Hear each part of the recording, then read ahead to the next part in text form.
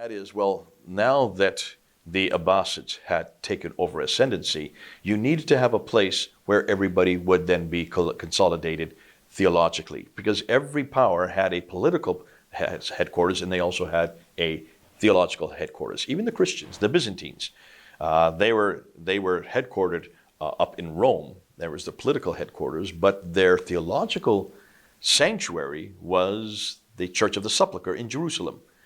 Jerusalem was the sanctuary for the Christians, the great Byzantines, and they were the great power, superpower, that was in confrontation with, of course, the rising Umayyad Muslim power.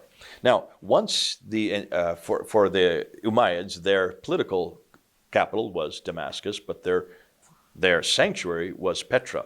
The Abbasids needed the same thing. They need to have a political capital, which is Baghdad, but their sanctuary would therefore be Mecca. And that's why they brought the black stone there.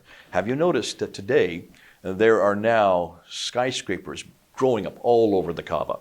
Whenever you build skyscrapers, you've got to dig down into the ground to build foundations. And whenever you build foundations over very old cities, what do you find? Artifacts. Almost every archaic city. And then, of course, the archaeologists come and they lick their lips because they're waiting for all the artifacts to be dug up and they put them in museums. That's happening in Mecca. And guess what they have found? Zero. There's not one museum of any artifacts anywhere in Mecca because there's no history there.